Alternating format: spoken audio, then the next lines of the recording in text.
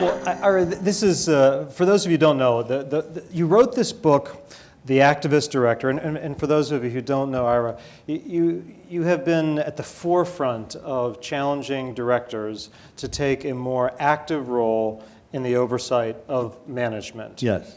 And that's been, you've been a groundbreaker. Much of what exists today now goes back to the Magna Carta that you established at General Motors. But back in the 70s and 80s, some of this was radical ideas. Well, it was another world. If you cast your mind back to the post-World War II era, the United States was it. Nobody else did anything. Japan had been wiped out. Germany had been wiped out. Europe had been wiped out. And we were it. We were the people who made things and sold things all over the world. There was a different type of person running the companies in those days. You may not know Reg Jones, who ran General Electric, or Tom Murphy, who ran General Motors.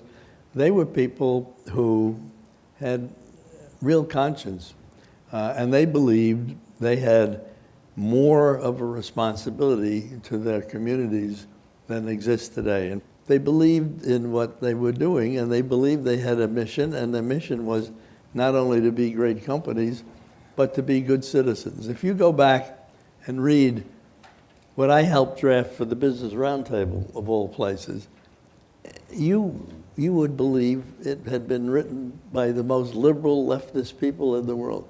We have a responsibility to the community.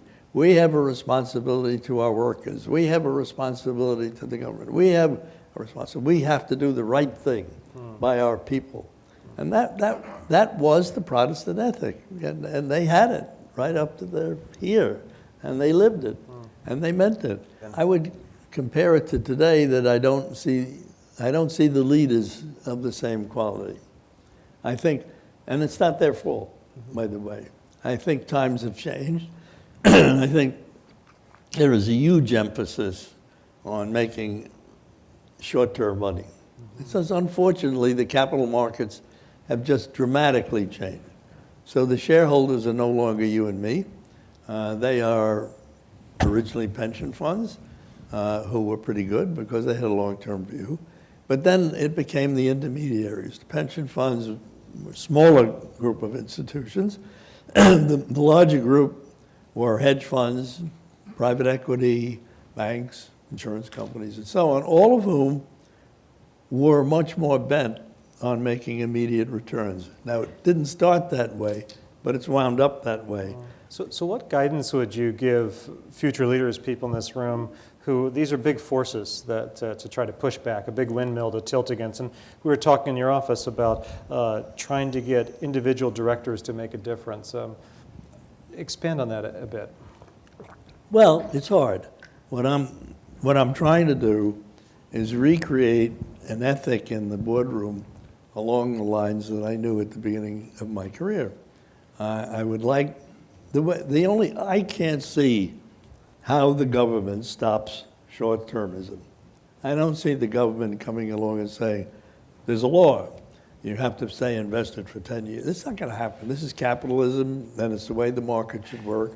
And we're not going to get a law which says, I don't like short-termism and so on. A lot of Band-Aids have been proposed, capital gains treatment, which is difficult. There's a lot of suggestions have been made, but they're Band-Aids. The only place to stop this short-termism, in my opinion, is in the boardroom. Take an example, DuPont. She had a plan, and she was doing fine. And then she got killed when the board... This is Ellen... blanking on her last name, right.